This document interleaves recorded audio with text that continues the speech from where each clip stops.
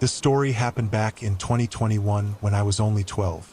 My aunt and my cousins were staying with us at the time because they had just moved to our state for a fresh start. My mom and dad were both in Florida, and my brother was at my other aunt's house, 2 hours away. So it was just me, my twin sister, my aunt, and my cousins at the house. One day, my sister and I were playing outside by our house. The side of our house has a big yard, big enough that if you wanted to, you could build a small house there. There's also a large tree at the end of the yard, near where the street ends. Due to the placement of my house, you can see 4 different streets from there. If you look to the right, you can see a long street with the police station, fire station, and courthouse. If you look to the left, you can see a closed-down corner store and another stop sign. So, as I said, one day my sister and I were playing outside when a car came speeding down the street in front of our house. As soon as the driver spotted us, the car slowed down. It was an old, beat-up family van. The way it slowed down right in front of us was already suspicious, but we just brushed it off. Then, when we saw the van drive by a second time, we decided to move a little closer to the house and continued playing. When the same car drove by a third time, it stopped at the stop sign, which gave the driver a clear view of our house. This time, we decided to go get our aunt. Once we explained what was happening, she came outside with us. Now, my aunt is very short, the same height as me and my sister at the time. It was clear the guy was watching us from his car because my aunt started waving him down, trying to get his attention, and he responded even before she put her hand down. She started cursing him out, asking why he kept driving by and staring at us. He mumbled some lame excuse, then quickly drove off. After that, my aunt went back inside, but my sister and I didn't want to go in yet, so we just stayed on the porch. Not even 2 minutes later, he drove by again. My sister and I ran inside to tell our aunt, and we all drove to the police station. They said he hadn't really done anything to us, so they couldn't take any action. However, we were able to get his license plate number and gave it to them. A week later, a girl went missing. Some people think she ran away, but I can't help but feel that it might have something to do with that creepy man. Music. I want to share my ghost experience from 2 years ago. Let me introduce myself briefly. My name is Lila, and my girlfriend's name is Maya. This is a true story about an experience we had together. One day, I decided to take Maya to a motel near Dodger Stadium in Los Angeles. We enjoyed chatting, ate snacks, and watched TV. When it was time to sleep, I turned off the light. We were lying down, slowly drifting off, when suddenly I felt someone touch my right foot.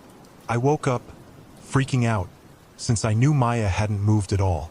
I grabbed my iPhone and turned on the flashlight, aiming it toward the nearest TV desk. I was searching for whatever had touched my foot. I looked under the bed, nothing. I checked the bathroom, no one was there. That's when I realized it must have been a ghost that touched my foot. The thought made my face go pale. I decided to leave the light on for the rest of the night. I told Maya, "It's obviously a ghost." She replied, "I accidentally touched your foot." I said, "I know you're trying to calm me down, but you didn't move at all while I was awake." I felt nothing until someone touched my foot. Then I asked her to lie down and try using her foot or hand to touch my right foot. She realized I was right because she couldn't even reach my foot while lying down. Maya got very quiet. She hid her face, looking scared, and started breathing heavily. I told her, "Let's just try to sleep." A few hours later, Maya woke up from a bad dream, visibly scared. She stared at the lamp and didn't stop looking at it. She described her dream to me. A Latino man looked grumpy and angry. He was standing near the lamp, watching me sleep.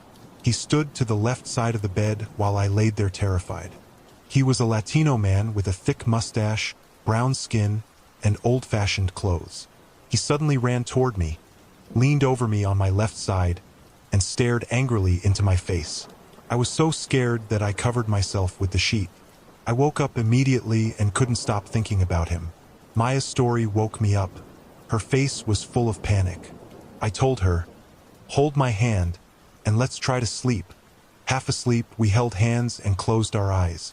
Later, I woke up from a bad dream. My heart was racing. I looked over at Maya, who was sleeping peacefully. In my dream, I saw the same man. angry and making plans to kill Maya. He was wearing a red flannel long-sleeve shirt. I woke Maya up and asked, "In your dream, what was the Latino man wearing?" She replied, "An old red long-sleeve flannel shirt." I was beyond shocked. I told her, "We need to get out of this motel room now." We quickly packed, got into my car, and drove away. It was my school break, and my mother suggested I stay with my grandma for a week or more during the holidays. I couldn't resist since my grandmother cooked the best meals ever. So, I packed my bag, grabbed all my necessities, and my mother drove me to her apartment. We sat down at the table and chatted while we ate lunch. After a while, my mother said goodbye and left. It was just my grandma and me in the house now, and we had a blast. We watched reality TV shows together and shared a lovely dinner. Midway through the evening, my grandma asked me to grab the mattress from the closet and bring it to her room so I could sleep on the floor. I refused and told her, "I'm a big girl now. I can sleep on the pull-out couch in the office." She agreed and said, "That's fine. Just set up the bed yourself." So I did. It was time to go to bed when my grandmother came to my room and said, "It's time for bed now. Put down your screen so you can get a good night's sleep." I laughed and said, "I will. Just let me finish this last part of my show on my tablet." She said, "Okay, that's fine," gave me a hug, and shut the door behind her. After she left, I continued to watch my show. About 30 minutes later, I dozed off. When I woke up, I looked around the room and saw that my tablet was still playing the show at a low volume. I turned it off and glanced at the door, noticing it was a couple of inches open. I remembered that my grandmother had definitely shut the door, but I didn't think much of it, as she used to check on me after I went to sleep just to make sure I was okay from time to time. So, I shut my eyes and tried to relax. After a few minutes, I felt the strange urge to open my eyes, as if something was in the room with me. I looked at the door and saw a dark figure standing outside, visible through the small crack. I instantly froze. At first, I thought it might be my grandmother, but when I glanced at the clock, I saw it was 3:25 a.m. Then I realized it couldn't be her. Who checks on their grandchild at this hour? I was terrified, but I shut my eyes again and tried to convince myself it was just a shadow, that the figure would go away soon. After a minute, I opened my eyes again, only to see that the door was now wide open. My heart began to race, and I broke out into a cold sweat. The fear coursed through me as I felt certain the figure had to be in my room by now.